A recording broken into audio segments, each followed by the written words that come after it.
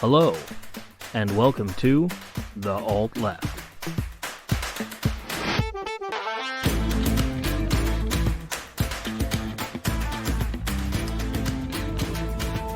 Welcome back, everyone, to episode 77 of The Alt Left. Here in the darkest timeline, we're going to talk about happy shit.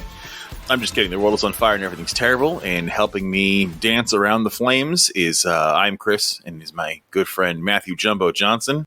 Hello, everyone. Welcome back. And the good Reverend Dr. K is here. Good evening, everyone.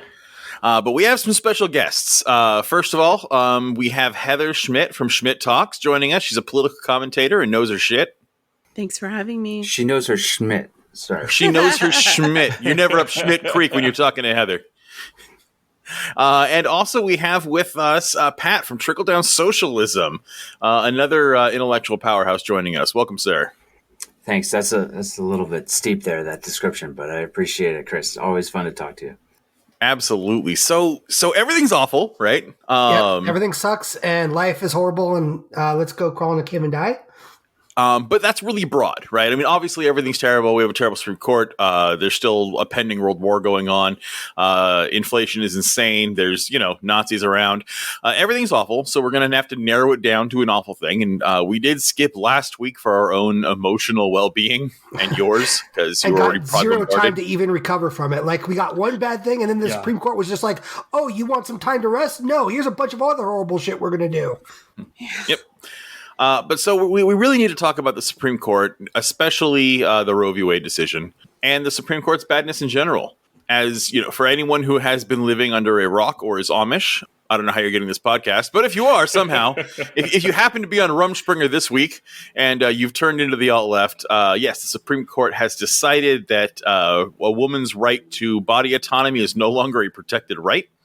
And that a woman's right to determine what happens to her own body should be determined by the state she lives in, not herself or her personal decisions, thus making women second-class citizens legally, which they always have been, but they've now codified it into law that women actually have less body autonomy than anyone else. Well, but hold on, Chris, because I hear there's a solution. Every Democrat I've seen has just said if we vote harder and give them money, they'll fix the thing that they've had 50 years to codify in the first place. That's a solution, right? Yeah. Yeah, I've heard if I give Nancy Pelosi $15 and just keep voting blue harder, that eventually they'll do what they've promised to do for 50 years. Oh, man. And here I was worried. Okay, guys, podcast over. Let's go home. We got the solution. Yeah, all right. Well, this has been great. So anyway, please catch Heather and Pat online. They've been terrific guests. Thank you, guys. So someone posted one of Nancy Pelosi's fundraising emails, and my first thought was like, this lady needs to sell some of the stock that she bought through insider trading before anyone gives her money ever again. Like she's sitting on millions of dollars.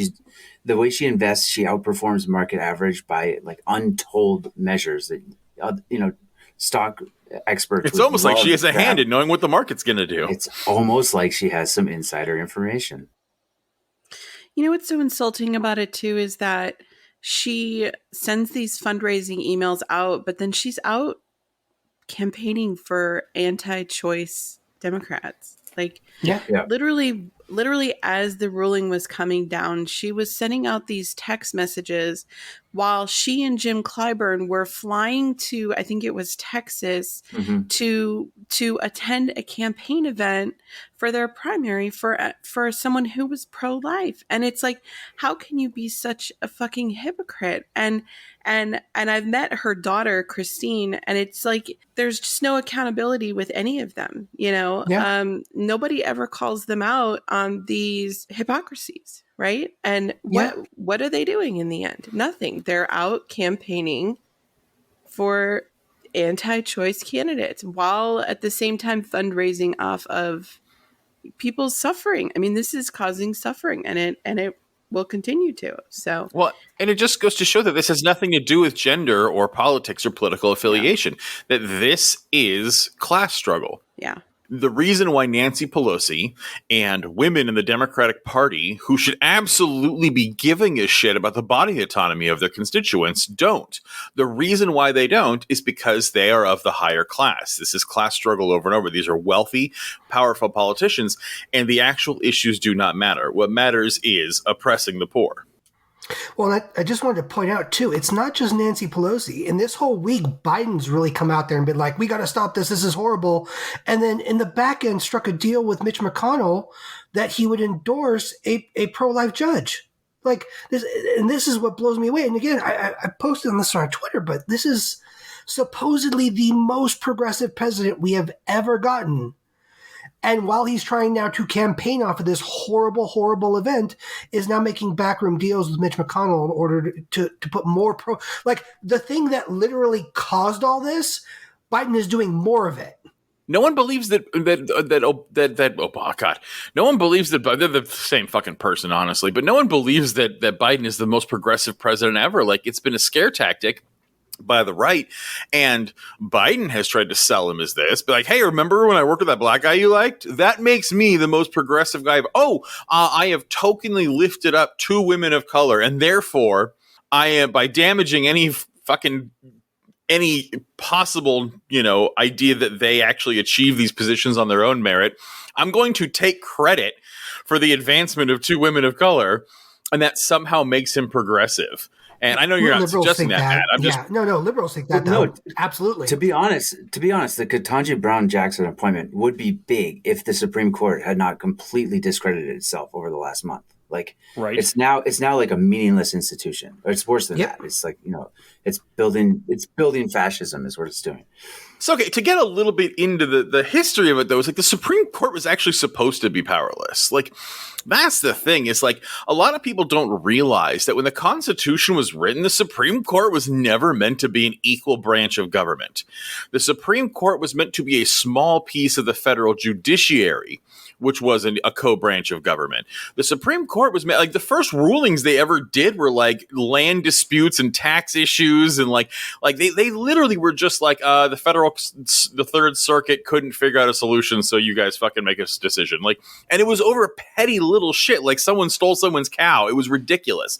And the Supreme Court actually, it wasn't until the 1800s that the Supreme Court didn't even have any power. They had none. They never interpreted the Constitution. They never got to change, strike down, create any laws whatsoever. That power belonged to the legislative branch. It was always supposed to. That was supposed to be the supreme branch of government, was Congress. And then John Marshall, who was the Chief Justice, who's credited with, and Pat, back me up where I'm wrong on these facts. It's been a while since I took constitutional history, but I feel it was John Marshall. It was Mayberry versus Madison. That's the big case, right? Yeah. And basically, Mayberry versus Madison was this dispute between it was John Adams and Madison, right? Wasn't it, Pat? Yeah, I believe it was John Adams and Madison. Fact checking it right now. And I think it was it was Jefferson's. John Adams was the incoming president, right? And Adams lost the election to Jefferson, and so he made a bunch of like lame duck federal judge appointments, and they didn't all get delivered in time because back then there was no fucking internet. Like, someone on a horse had to go deliver this shit.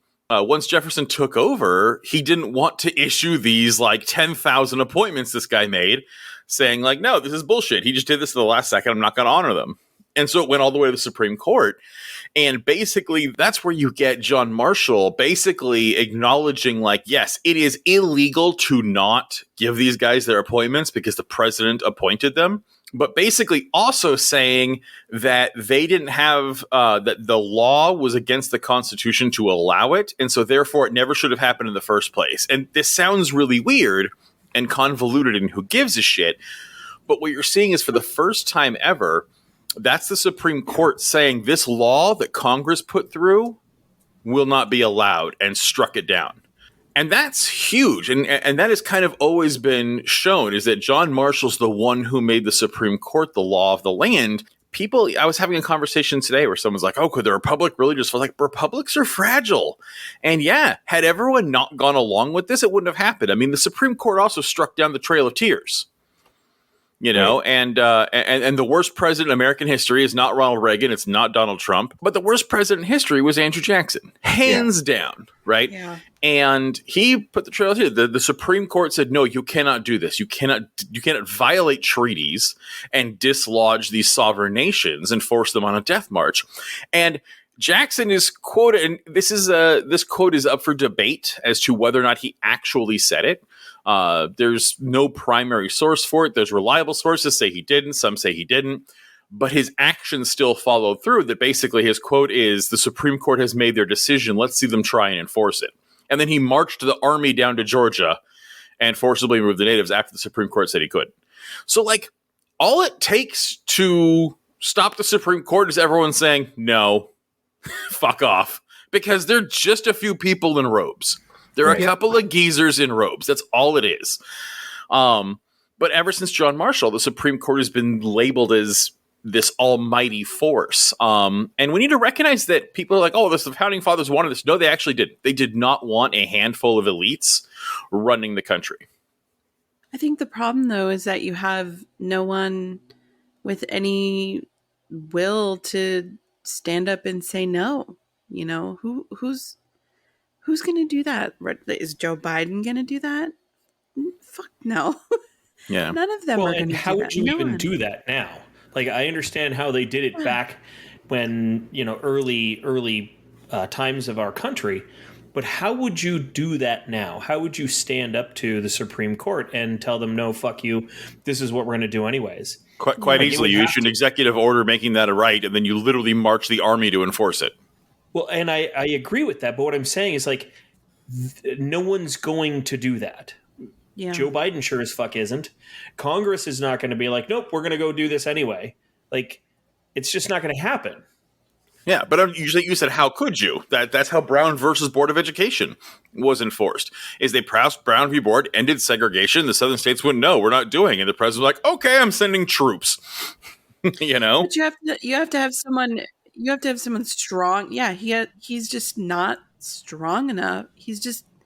I hate to use the term impotent, but I find most of the things that he does to be flagrantly impotent. He does nothing. He does not watch him fall over on that bike. That was an impotent fall right there. But I don't even think it's impotence because he has no problem sending our entire retirement fund and healthcare fund to Ukraine to go fight a war. Yeah. Like, to arm Nazis, it's not like, yeah. Biden doesn't have lack of the will to send rocket launchers to Nazis. Like, Biden doesn't have a problem acting politically. He has a problem acting politically in the way you wish he would. Right. That is I think true. the case needs to be made along the lines of like judicial continuity, right? So you look back to just 2020 and SCOTUS overturned admitting privileges in June Medical Services versus Gee. So basically saying that states can't require abortion providers to have admitting privileges within a certain radius of a hospital, right? Like, that's a pretty strong ruling in support of abortion. Yeah, an endorsement of Roe v. Wade. Right, and they did that twice very recently. So within 2 years to take this kind of a turn, something should strike any observer as like, this is radical and this is off the rails, right? This is a problem that needs to be addressed. So here's the thing. I agree that there's a bit of element of off the rails here, but this is not a surprise. Right. Republicans have been playing the long game for 50 fucking years. This is the culmination of a two-pronged attack. Mitch McConnell has been leading the political limb of this movement for fucking years, getting judges in, getting people elected, constantly moving farther and farther right. Meanwhile, you've got the conservative base who have been kept consistently angry and motivated to keep electing more and more people. And I don't want to beat a dead horse here, but this is part of the reason why I flipped on this whole reform versus revolution thing. Because whatever else they are, the right are the revolutionaries. When was the last time any leftist did anything like what happened on January 6th? En masse. They don't. The few times during the BLM protests, I heard Antifa burned down 100 million cities. But I know that, and that's the thing. Antifa, who is not anywhere near as organized as any of these right wing groups. Well, by definition, it's not organized. Yeah. Yeah, exactly. Burned a few buildings down in random spots, like, and immediately got picked up in like CIA vans and shit, right? Like, we knew this, we know this happened. Like, we found out that it was happening as it was happening. This isn't a secret. And so any idea of the left culminating around this, not that they would anyway, because the left is usually a bunch of people that just don't want to take any real action other than wearing a pink pussy hat and voting. Those are liberals, not leftists. Yeah. True. However, I think on the whole, generally, like, it gets dicey, but I count liberals in that pile because we can generally, they will at least say they agree with most of what the left wants. You know what I mean? Like Joe Biden will go out there and say, yes, I want to end income inequality. And yes, I want to give you guys all, end, student debt and all these things that the left wants. So on paper, yes, I count them in with us. The left, true, you're right, is very small comparatively. But even then, like we just can't get ourselves to be as united and organized as the right is. And again, I'm not trying to suck the dick of conservatives. They're all awful, horrible human beings. And the one thing that Hillary Clinton got right is they are a fucking basket of deplorable human beings. That is absolutely true. The problem is they're a fucking united basket of deplorable human beings. No, and I hate Mitch McConnell with every fiber of my being, but I have to sit back and admire his genius over the last decade, right? Like the patience, the gamesmanship, and his ability to just fill seat after seat after seat with the people he wanted. I have to admire that. I mean, like he played it well, and I couldn't believe that gamble they took in that last year of Obama's presidency worked out for him. That's the one it did. I could not believe. That's kind of my point. Is that it was always going to work. Like it shouldn't be surprising. And I think there's two things we have to remember. Is that first is that, Matt, I disagree with you. Like liberals don't agree on what we want because liberals don't want free universal health care. Liberals don't want cradle-to-grave education. I don't know if you can actually back that. Liberals don't want universal basic income. So liberals want capitalism with happy sprinkles. But again, I qualified it by saying on paper. And what I mean by that is liberals will constantly talk about wanting those things and then vote for people that talk about wanting those things. But they don't. Never do it. I never hear someone who's an actual Democrat-loving liberal talk about UBI. That is rare. It happens, but it's fucking rare. Liberals want more women billionaires. Again, anytime I engage with liberals, it's that. The conversation that I always have, whether it be on Twitter, whether it be on Facebook, whether it be in my own personal life, it always goes like, I break it down. This is what I want. And they will always say, I want those things too. Then why don't you vote for these people? Because the Democrats voted and they're not about burning down buildings. And that's usually how it goes down. It always comes back to Antifa, but the thing is, the representatives that they don't like. Okay, but that is them pacifying you by saying, sure, I agree with you. They are not out there advocating for these things, and therefore it doesn't matter. Like if you say I believe in this and they go, sure, I agree, that is not them advocating for it. That is them bandwagging because they don't like confrontation. If someone is out there actually pushing for it, if you see them constantly tweeting, we need fucking universal free healthcare for every citizen, sure, then that is someone who's advocating for it. So I want open fucking borders. But they don't. They want more people of color in the border guard. And again, they do that. Like, you look at all the stupid-ass Occupy Democrats memes that get shared by liberals. All of them advocate for that shit. Do you think Occupy Democrats is representative of the left? Fuck no. Fuck no. They don't. They're liberals. But their memes and bullshit constantly say shit just like that. And that's what it becomes. They get brownie points for sharing the stupid-ass meme. Okay, but again, that's a meme game. We're not talking about that. I'm talking about the political action and beliefs of citizens, and that's different. We don't disagree on that. I qualified my entire statement by drawing a distinction between those two things. Yes, but what I'm saying is, then what you're talking about liberals. Why aren't we united? Because liberals don't want those things. Liberals will not put action to those things. And liberals are 90% of what is not right wing in this country. The actual leftists who are willing to advocate for humanity and for equity are a tiny percentage of this nation. And that's why there's no unity. And that's why there never will be. I think it's also not just that they don't necessarily want those things.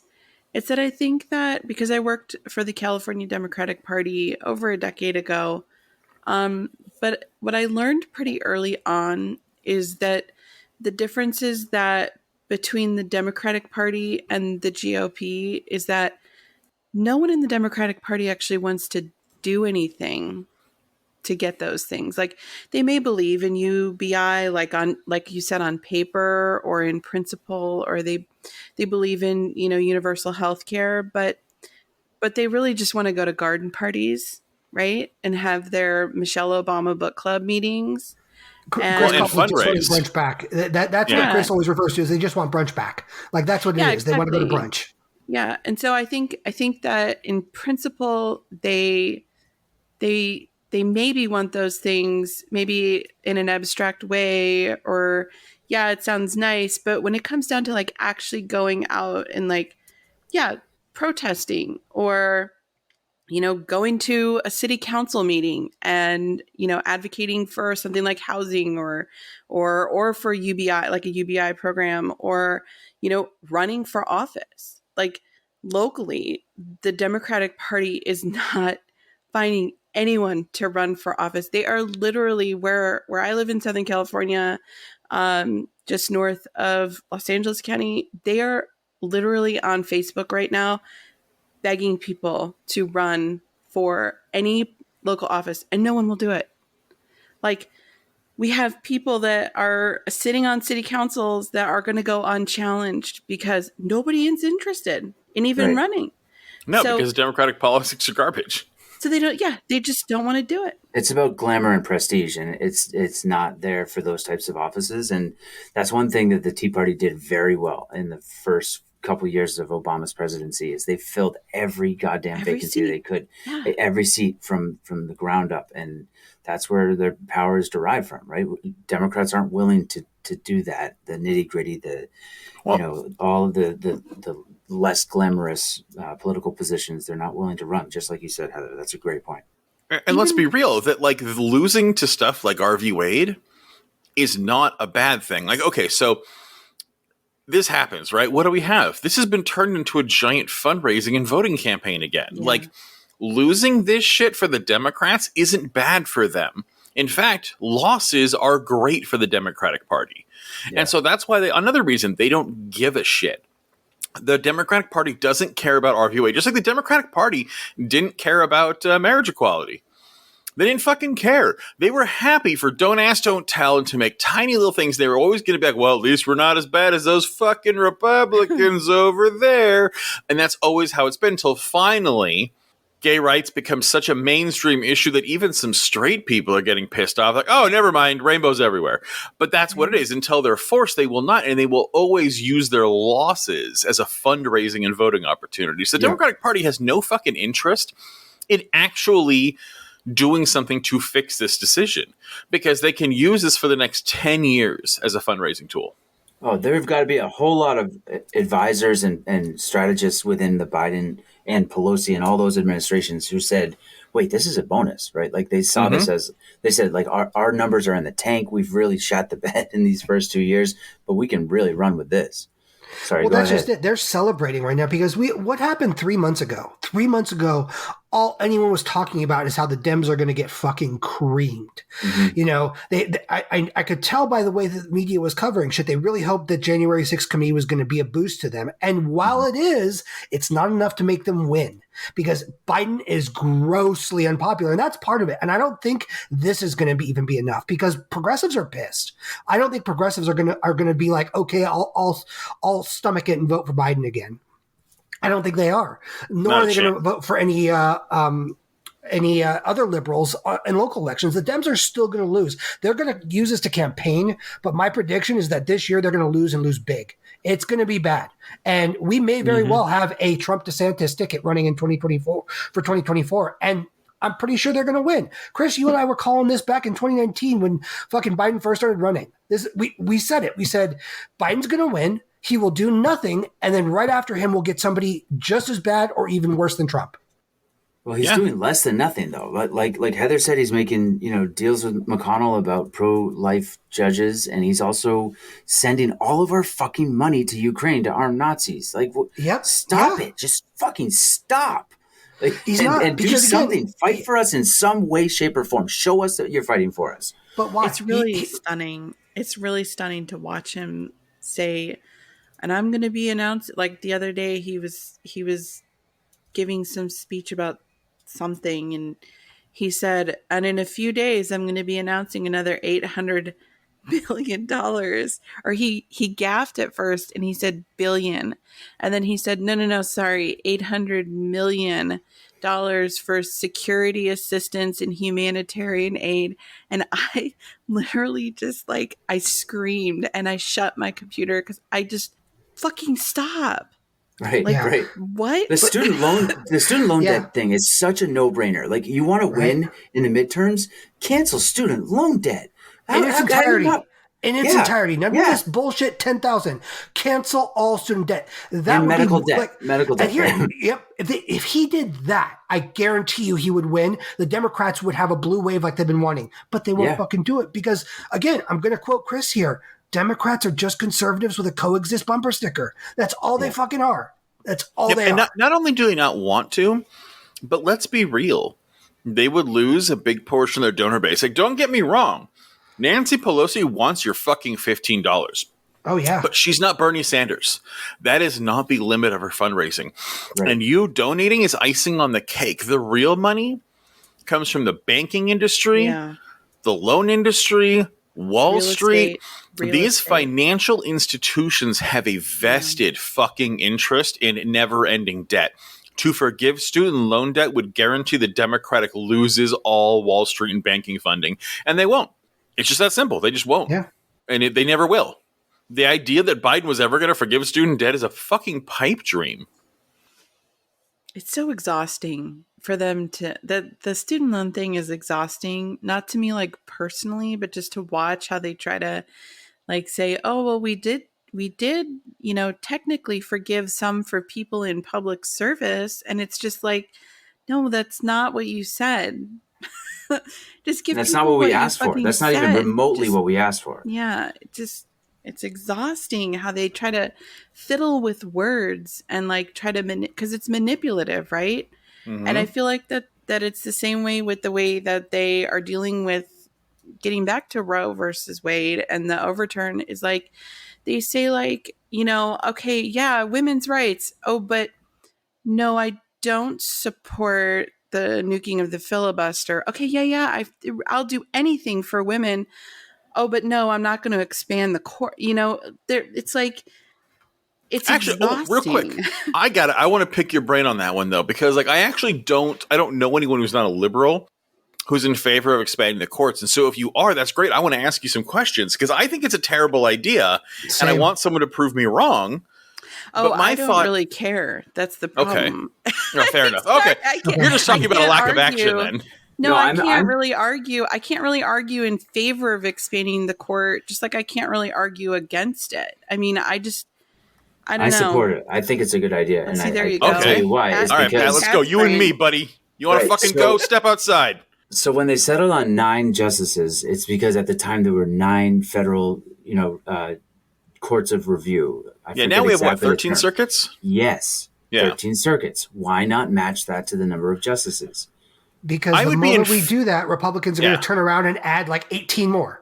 That is literally the best reason we can come up with. Because here's the thing. Republicans have been playing this game for 50 years. It doesn't matter. Whenever Dems try to play the Republican game, they lose. We'll get a short-term victory.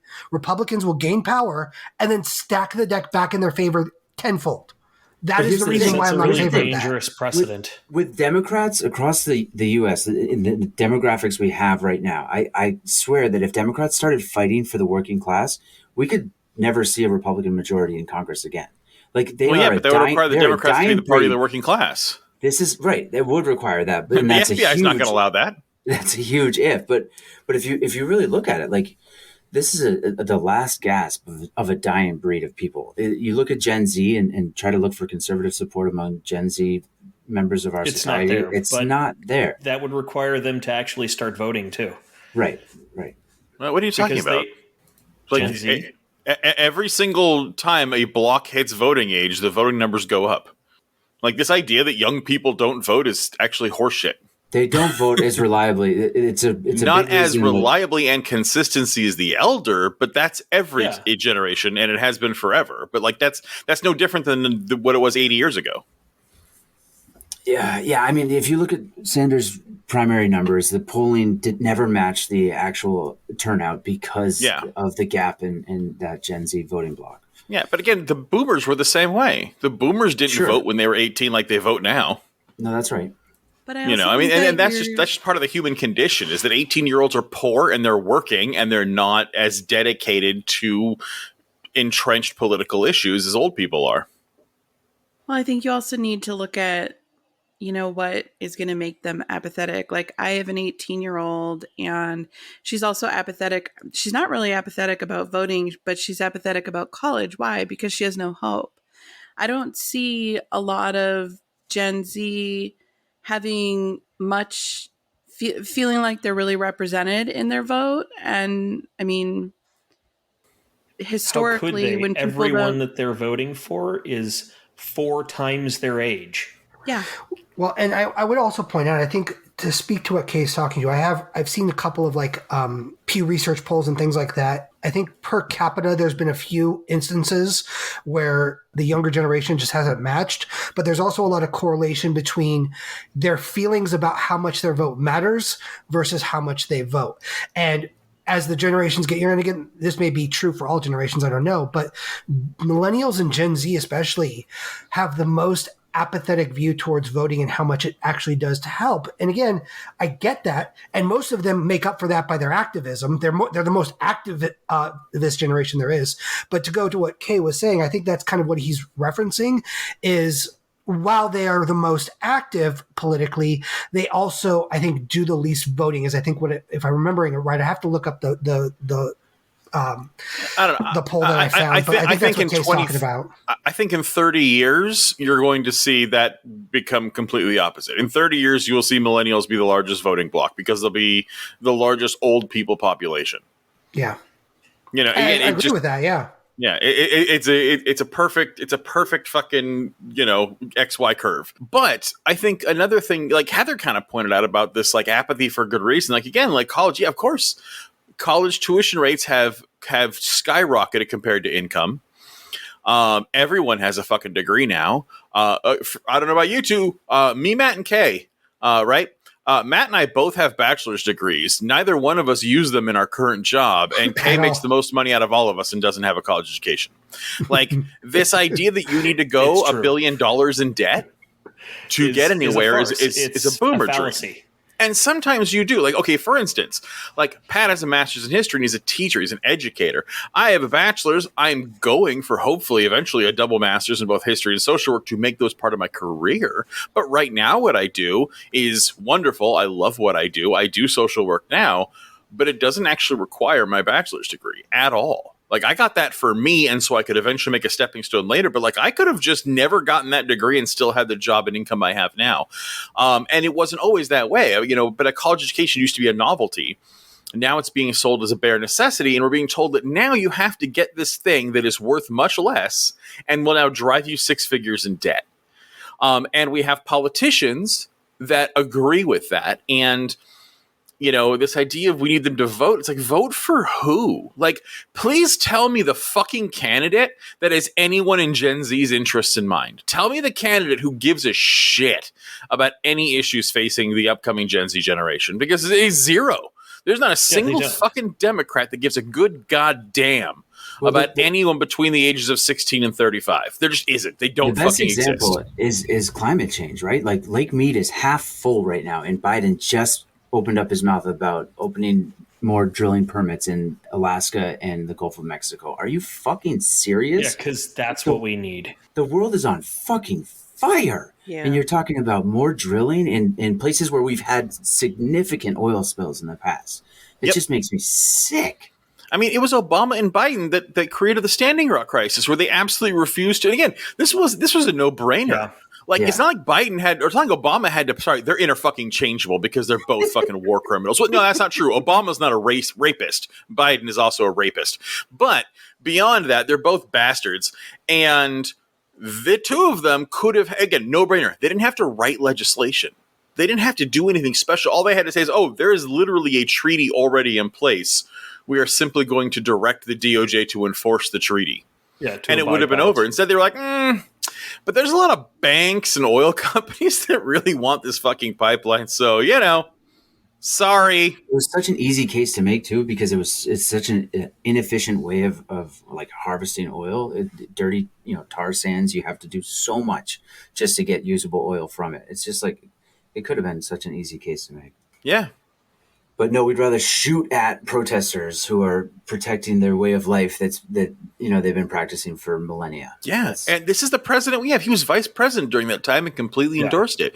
So it's like, yeah, of course he fucking wants to do more drilling, and he wants to do more tar sands, and he wants to do all this. And of course he wants to ship billions to go arm Nazis in a foreign war that doesn't consume it. It's like, of course. It's like, and you know what? I hate to side with right-wingers, but it's like, yeah, obviously, Biden is corrupted by Ukrainian money and politics. There is a reason why Hunter Biden, his loser son, was suddenly on the board of directors of a fucking Ukrainian oil company for the same reason that, of course, the Trump kids were involved in fucking Russian real estate. Yeah, no shit. Ukraine and Russia are literally in a cold war over which party they can buy.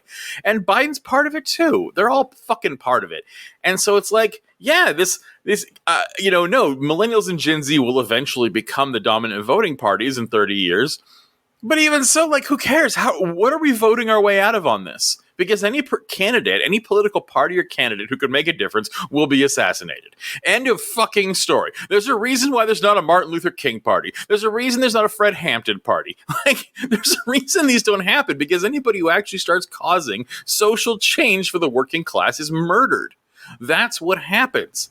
So all we have left is the Democratic Party, and you want me to fucking vote for that? You want me to vote for drone assassination, Guantanamo Bay having, Native American shooting for oil drilling, fucking White House raping, Ukraine Nazi arming fucking Democratic Party? You want me to fucking vote for the bitch in high heels, kneeling in fucking African garb, thinking she's doing something about police violence while she's manipulating the stock market and using the fact that women have had their body autonomy stolen as a fucking yard sale? Go fuck yourself, Democratic Party. Well, I will die before I vote for them. You don't understand, Chris. They aren't Republicans. Oh, never mind. Yeah, $15. Yeah. What's the address? I'll send it right now. I'm with her. That's where we've gotten. That's everything Chris just said is true. And if you didn't preface it by saying who he was talking about, anybody else would have been like, "Oh, Chris is raging about conservatives right now." Well, yeah, he is. Conservatives with a D in front of their freaking title. Like, that's all this is, and that's how I've made. Again, speaking to me personally, how I've made this transition, because we are past the point of voting ourselves out of this. We're going to have power in 30 years. What does it matter? All the guys that have been fucking us over and turning us into a fascist dictatorship are going to be long dead and gone, and their power is going to be completely entrenched by then. We won't be able to vote. Biden is to the right of Ronald Reagan. Yeah. Like, let that sink in. Ronald Reagan was more liberal than Joe Biden. Yeah. So was Nixon. Yeah. The Nixon... When I realized that Nixon is to the left of Biden, I had to log off the internet for like 3 days. I just could not. I was like, you're just done at that point. Jesus fucking Christ, what is going to happen next? Because it's like, wow. And I think that, to your point, you're right. You know, I always try to like strike a positive note and be like, well, you know, election reform and campaign finance reform and things could change, but that would rely upon the people that are doing all of this to change those things, and they're not going to, you know. And so I'm starting interest in changing them. They have no, because it serves them, you know. It absolutely they profit from it, so they don't care. And so I'm starting to get to that point of, you know, I don't know if reform is really realistic at this point, you know? Again, close your eyes and I want you to tell me which political party this candidate comes from. A long history of service and military. They are paid for by military interests and banking interests. They have spent their entire career fighting against any kind of racial integration. They have made such remarks as saying that school integration would cause urban jungles. They have credible allegations of rape against women. In fact, so much so that they are publicly known for attacking whistleblowers about sexual harassments when they were trying to take down federal judges. And this person now is arming right-wing Nazis against republics just to increase the funding for the Pentagon, have kept torture prisons, have absolutely kept every single fascist doctrine of racism along the borders intact, have expanded oil drilling, scoff at any kind of healthcare or debt relief for the poor, and every single speech with "God bless our troops." Tell me which political party that candidate's from. And that's Joe fucking Biden. Yeah. And it's like, he's a fucking Republican. And he's an old Republican. Because now, the fact that he's not putting out a Zeke Heil and lighting a tiki torch screaming, "Jews will not replace us," is the only way you can tell he's not an actual Republican. Yeah. Well, and you hit on a point that I think is really important there, too. We kind of glossed over this, but going back to the decision, Joe Biden is a big reason why Clarence Thomas was on the Supreme Court in the first place. Yes. Joe Biden attacked Anita Hill when she tried to led the attack. Led the attack. Yes, thank you.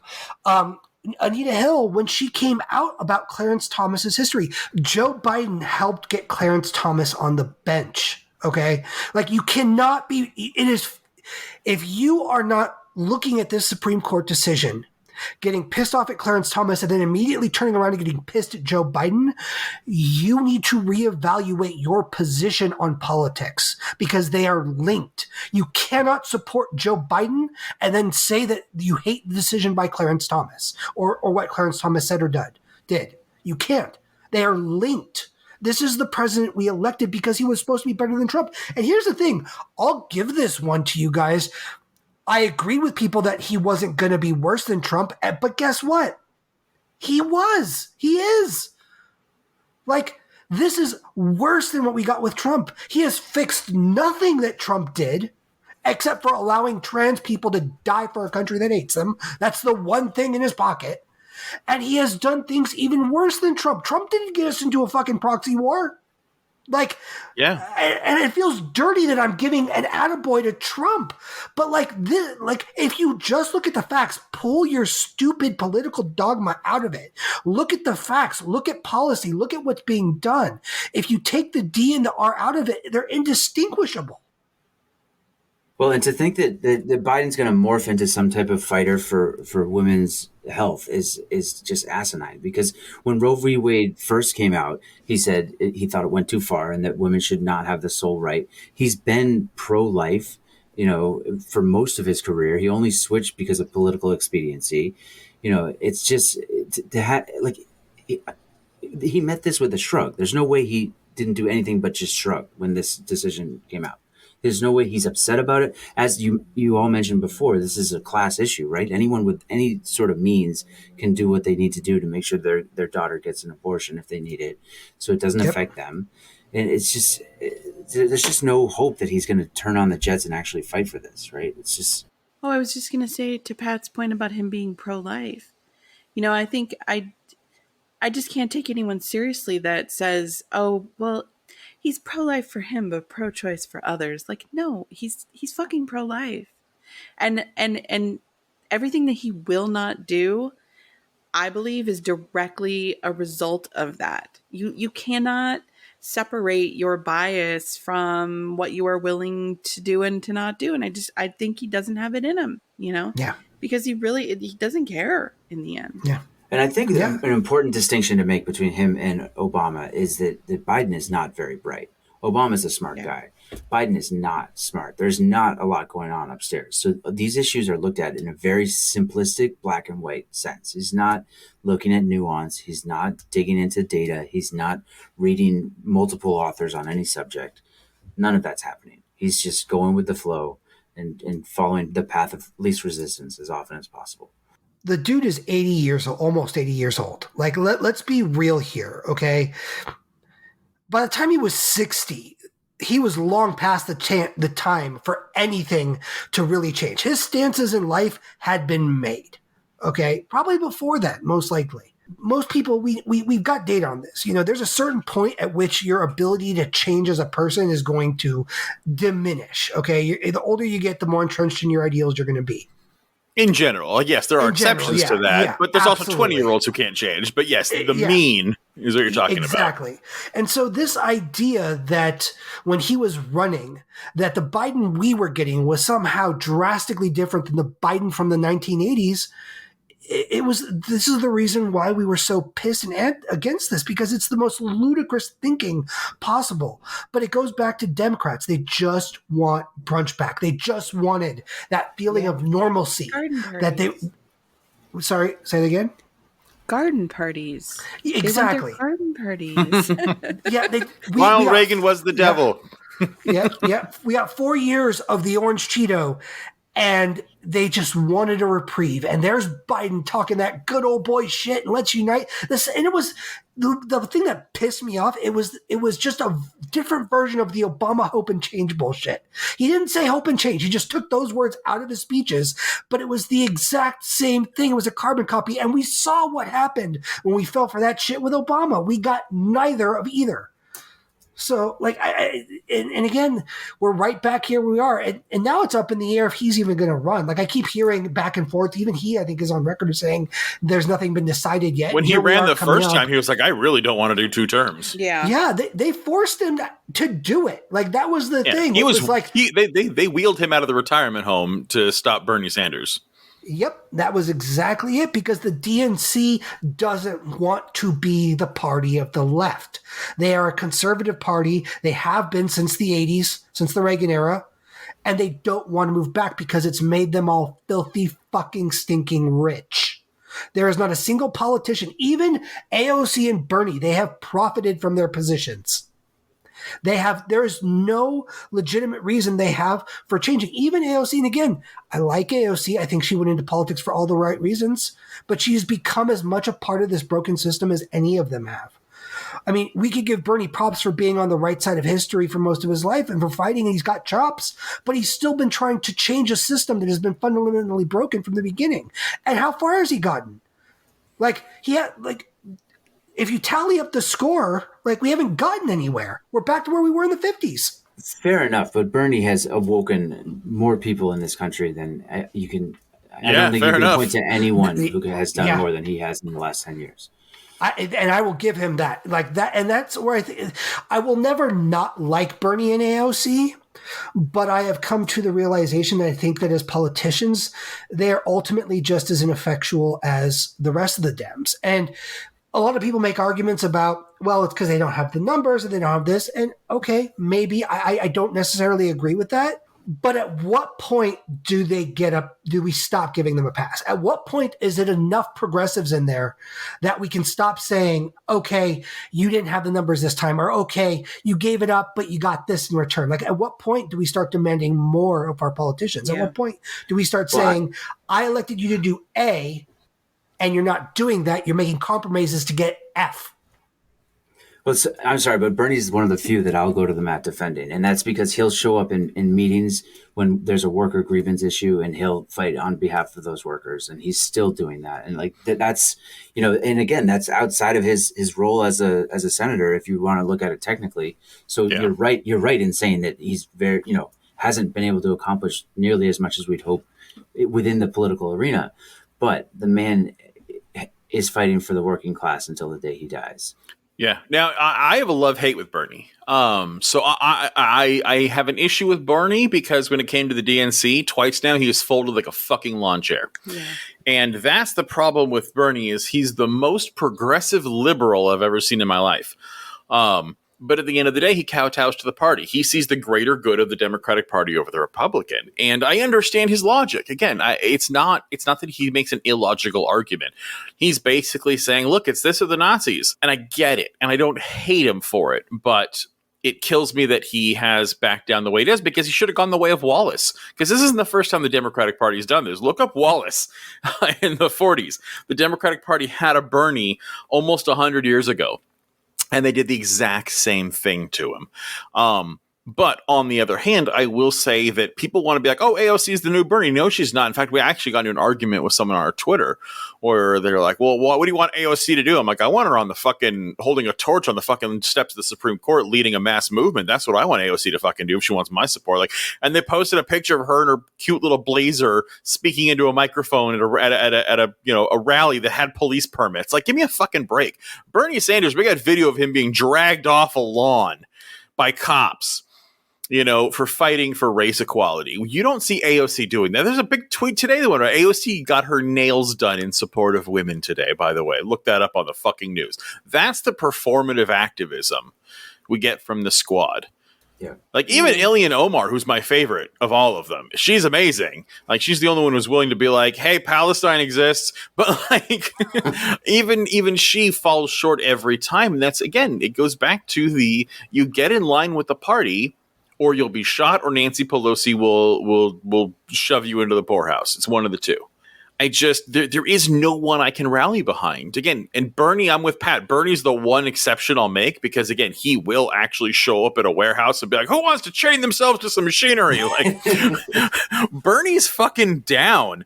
But even he fails. And that's the thing. It's like, so if the most down fucking dude we have will still crumble at the might of the Democratic Liberal Party, then there is no hope in reform. It's a numbers game there still, right? Like, because of the fact that we still have so few progressives elected to office, Pelosi can do the shit that she's doing, which is scaring people like AOC into towing the line.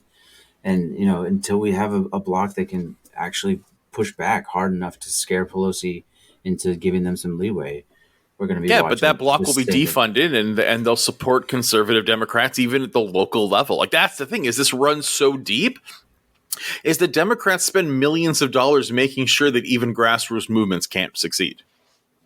I think I agree with you because in my own experience running for city council, the Democrats, they will not, like, I was a little too progressive for the district that I ran for. And so I think I got a check for $150 and well, good luck. And that was the extent of support that they gave for me. On the other side of town, there was this very conservative, I think she was a project manager who ran, also a Democrat. They put the full support through for her. They had people out precinct walking. And so they'll do it not only by defunding, well, not just, underfunding, but defunding you, but they also just will not show up. I mean, like I said, they don't want to do that grassroots level of work unless it's somebody who's very, very, very central, central or conservative Democrat. They will not come out because they want to go to their garden parties. I'm telling you, every Democratic group has a fucking garden party every year. And I get every one of their emails inviting me to their garden party. And I'm like, is this all you fucking do? Yes, that is really all they do.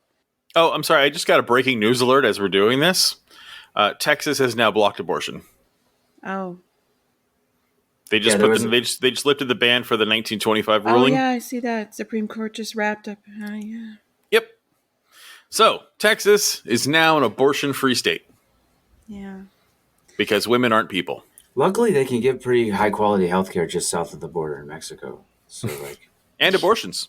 Yeah, if you can get there. If you can Which, get by there. the way, people like calling the Republicans and the conservatives the American Taliban. The Taliban allows for abortion in instances of rape.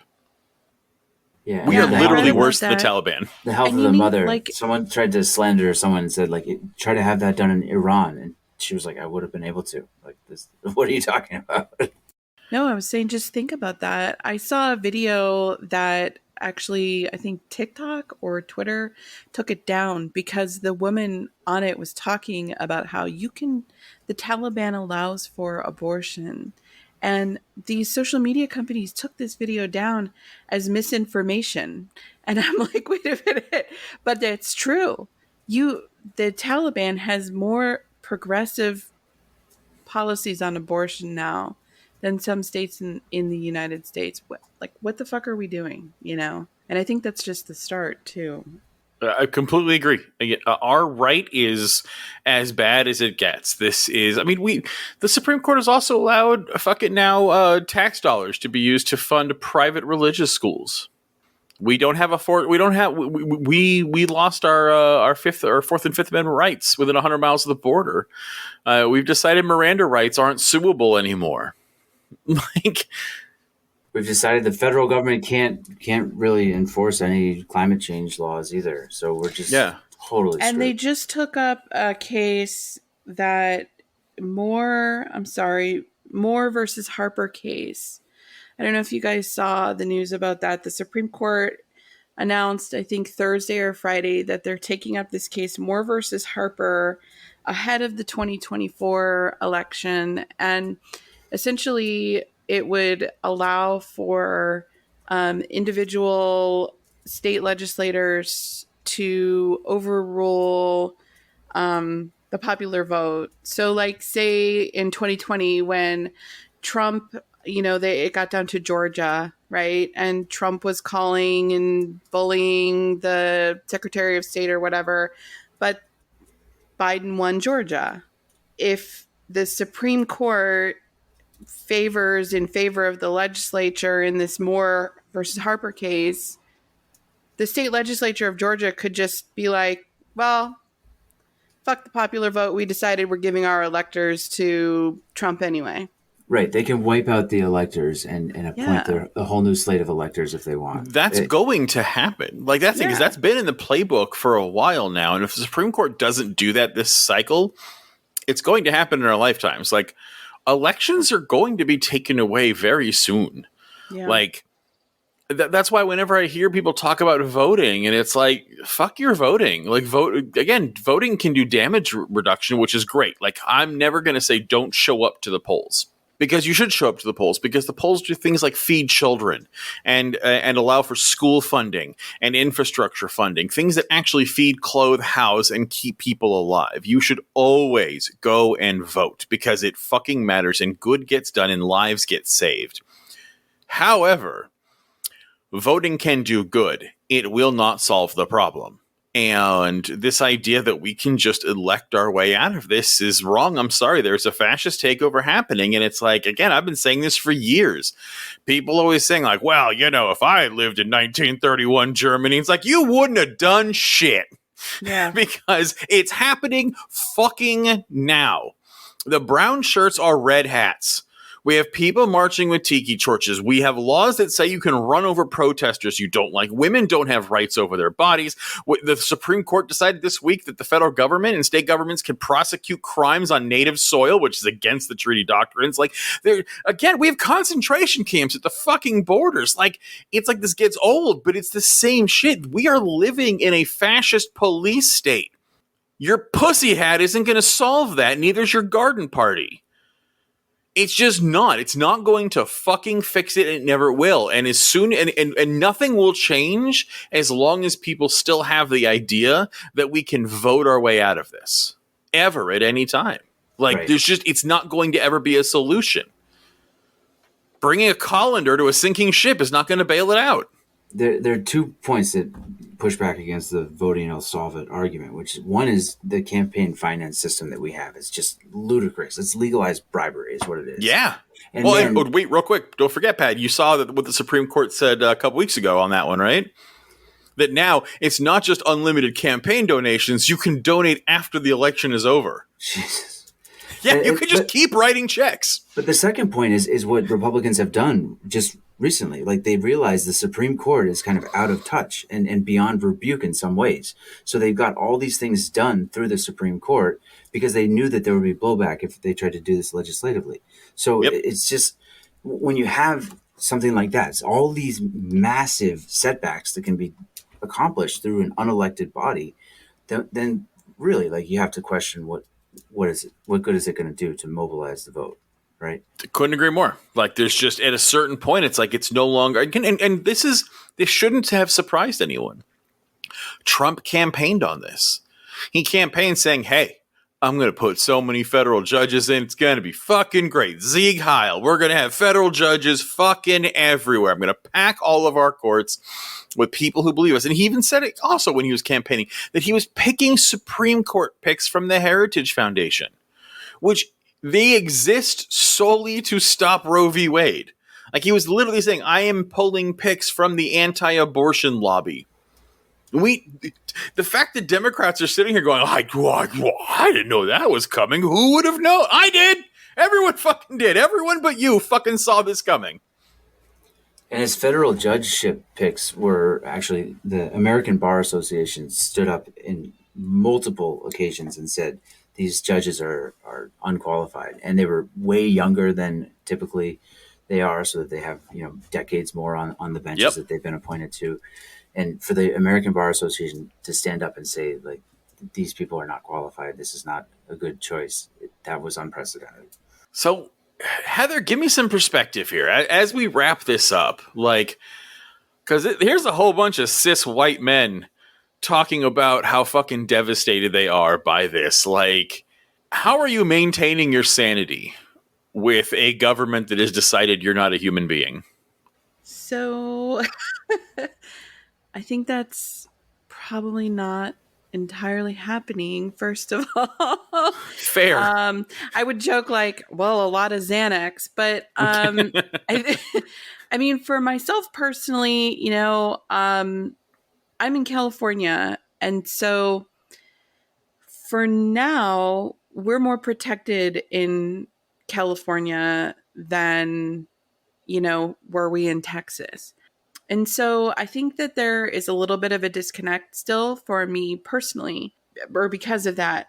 But that could change, right? If the Republican Party takes over in the fall, they've already promised that they will put a federal ban on abortion. And so then it really doesn't fucking matter where I am, right? Yeah. But I think that it makes it more complicated because I have two daughters, 18 and 14. And so rather than like think about, what this means in the big picture about abortion rights, I had to start thinking about like, okay, well, where can my daughters travel to safely? And my oldest daughter, she's 18, and she, she was offered some scholarships to a couple schools, one in Texas, one on the East Coast in Virginia. And so I had to start thinking, well, is it going to be safe for her to go to school in Texas? No.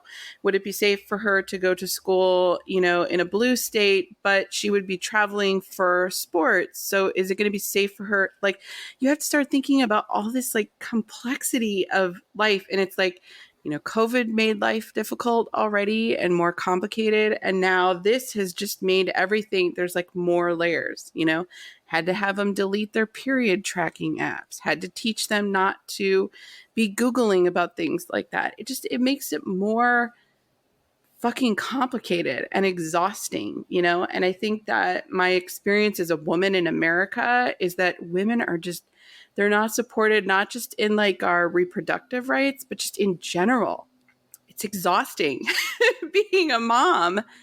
And now this has to be on our, in the forefront of our mind too. And I don't know that every woman is thinking that way.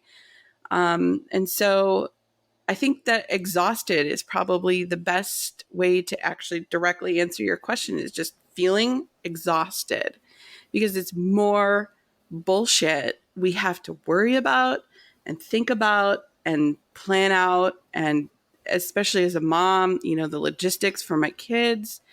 And it doesn't leave you with a lot of hope. And I can see, like I was talking about Gen Z, and my 18-year-old, she just voted for her first time. And now I don't know that she's going to have a lot of motivation or any candidates that she's going to feel passionate about to vote for in November. Now, am I going to encourage her to vote or tell her she has to vote, or, just drive her to the polls myself? Probably. But I mean, I also like recognize, where is anyone standing up for them? Right. And yeah, I think I'm still in a little bit of shock too about it, because it's like I've I personally have always had reproductive rights. So to have that taken away, and to have people like say it, like you just said, what did you say, that we are less than or second class? Yeah, you're second class citizens, or that you don't even have body autonomy, which makes you subhuman.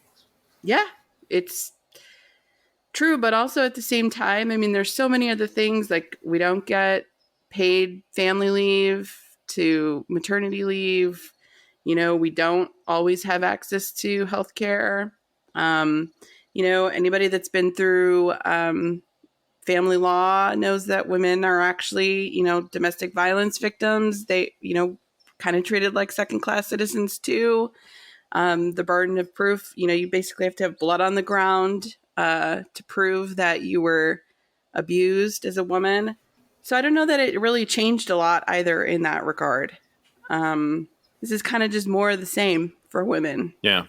You know, but also, again, like it's more difficult. Like I won't travel through Texas because what if something happens to one of my kids and they're with me? And, you know, I mean, they've gone so far with it. Like checking, I was reading that they could start having you take a pregnancy test at the border. Like, what the fuck? Like, who wants to even do that? Right? Right. Why even do it? It's you know, like, fuck no, I will not come in. I'm not going into your state. And so to that point, it's also a little bit isolating because I don't feel like it's safe to leave California now, you know, or to let my daughters leave California. And then that speaks to a bigger, you know, conversation. So I think you're right there, actually. You bring up another good point, too. I think that's part of the reason why we see such little in action, because I think there's definitely this idea for liberals, especially, it's like, oh, I live in California. So, you know, this sucks federally, but I'm okay. And people in New York, same way. I think there's too much of that as well. It's you have the privilege of living in one of these sanctuary states that isn't going to rip your rights away. And so you're going to have your moment of getting angry, but since you're ultimately not effective, you don't want to take any action. And this is where that lack of empathy, I think, on the liberal side comes into it as well. Yeah, and then I also think just again, like just as I'm like answering this out loud, I'm just thinking about how like again, like so many things in daily life as a woman and as an adult woman, like we have to deal with, like not having paid family leave. Like I have a friend that had a baby and she went back to work 6 days later because she had no time off. That's fucking crazy. It was fucked up. It was in the Midwest. And so I think a lot of us, like, it was just like, oh, there's a lot of just, well, we're used to it, you know? Even down to pants. Your pants don't have pockets. What the fuck is that? Yeah. Oh my God. and again, we're getting petty here, but you hit on a point. Like I tell my wife all the time. It's fucking true. Women get the biggest screwed over when it comes to fashion. You have no functionality in your clothes, and oftentimes the less fabric they use, the more they charge you. Yeah. Like it's the most ludicrous thing I've ever heard of. Like there are times where my wife's put on my pants and they fit her better than her own pants do. Yeah. Yeah. It's not a wonder when women get excited about pockets in their dress. Yeah. Right? Yeah. I think about that all the time. I have a friend that posts every time she finds a dress with pockets, she buys it and then she posts about it on Instagram. And I was like, Jesus Christ, this is what we're celebrating. You know, right before a couple months ago, so before like the leak even with Roe versus Wade came out, I was rejected from a doctoral program that I had applied to. And the reason that they gave me very honestly was, you know, you have 3 kids, you're very busy, and that kind of thing is just like, that's just a part of what we don't think you'll have enough time. Yeah, is exactly that literally what they were saying? Yes, yeah, that's fucking ridiculous. So you've got 3 kids and you were able to get a master's and have all this success with that, but because it's now a doctoral program, somehow you're not going to be able to do it.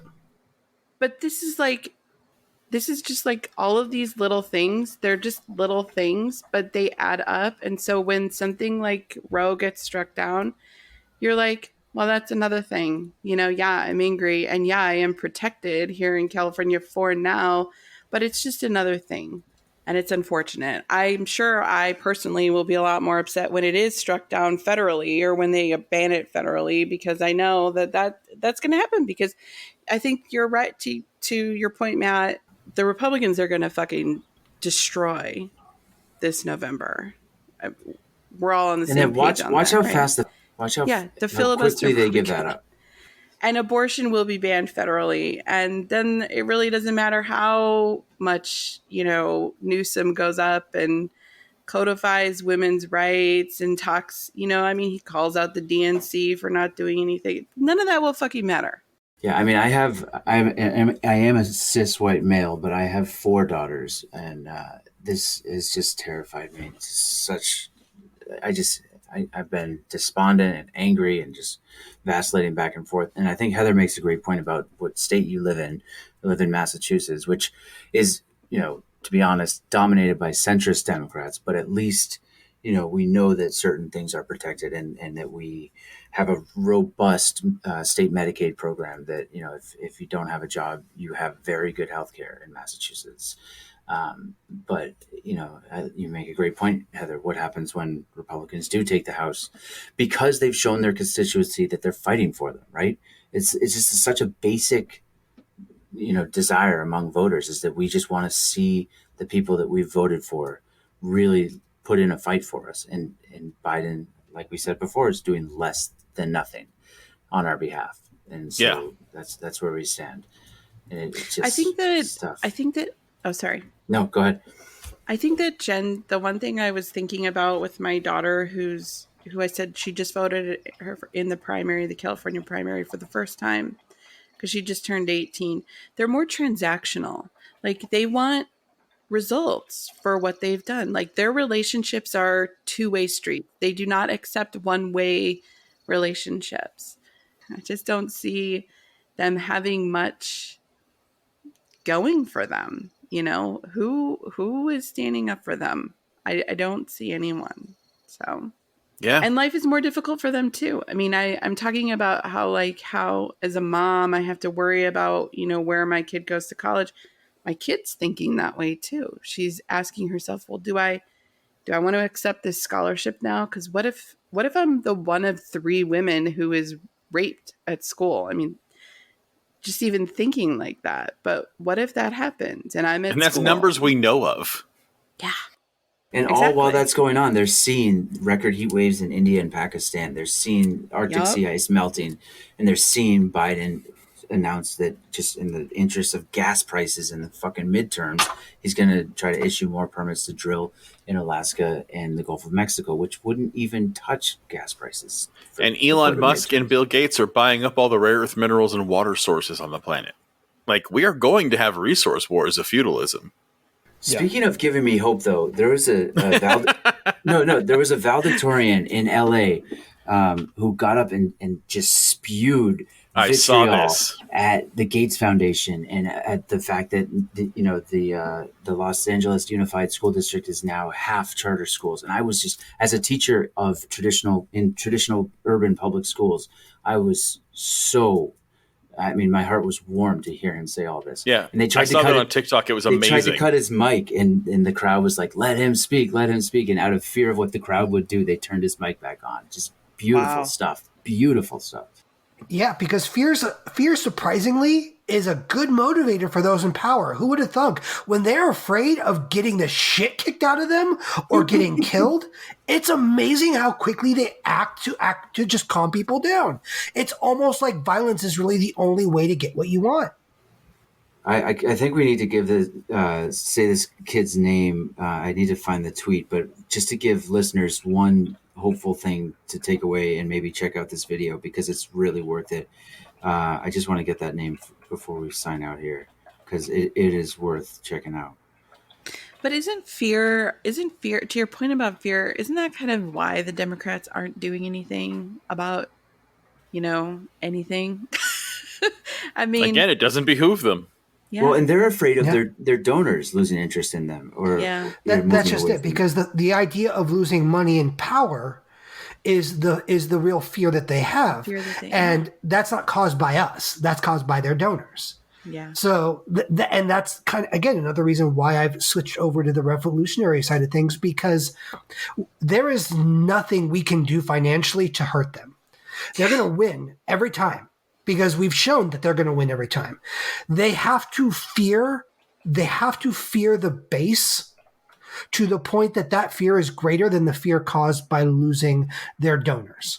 Yep. And until that happens, they will not change their tactics. Even now, like, there's a reason why all they did, like AOC pointed this out, I'll give her credit for that, is like they had a fundraising plan in place for this thing. They had no action plans. They still don't. There's a reason for that, because that is where their focus is. They do not have any fear of the electorate.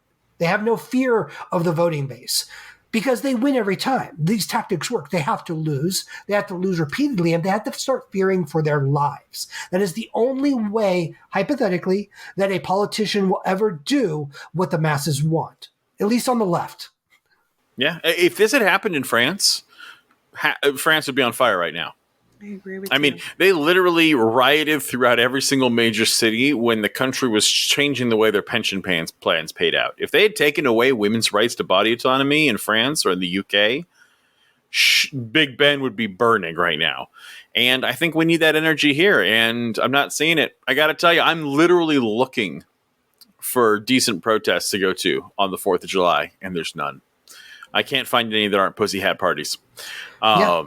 Memes and TikToks. This student's name, this valedictorian, his name was Axel, like Axel, Brito, Brito. And his speech is really worth checking out. So if you are feeling despondent after listening to this episode, as most of us are, check it out, because he calls out members of the school board by name.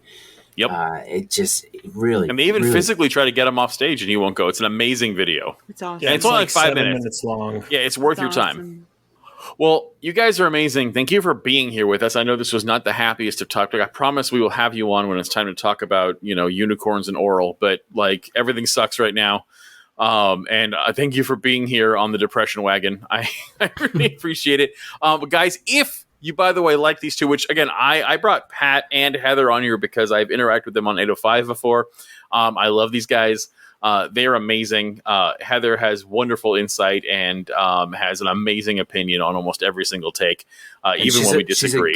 She's a gifted writer too. She writes really well. She is. She Agreed. absolutely Yeah. is. Check out her Twitter, by the way. So, real quick, check out Heather's Twitter, which is Schmidt Talks. It's at Heather Writes, and that's with 3 S's. So, Heather, and then Wright, WRITESSS.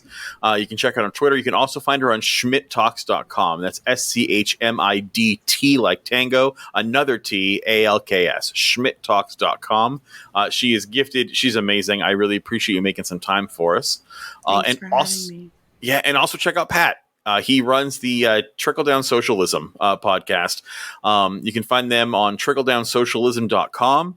You can also find him on Twitter at ProfPatch83. He is a gifted historian and another intellectual powerhouse I really enjoy talking to. So thank you guys for classing up the joint. I really appreciate it.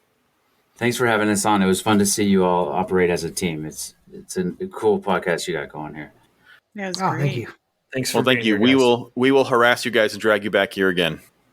And Anytime. until next week, everybody, remember, don't just listen to me about everything's terrible. Pat and Heather have good points. We can stick together. There can be a future. Organize. And that doesn't mean pussy hats. I mean, organize with fellow leftists and people in your community. Talk to your fucking neighbors, because that's how we're going to get out of this, is through unity and being together against this fascist, gender fascism front that we're facing right now. So And throw some remember bricks. the words. Throw Yeah. some bricks. Do some stuff. Make some Soup make for your some family. messes. Yeah, soup for your family. And take care of yourselves and take care of each other. And remember that the revolution is you.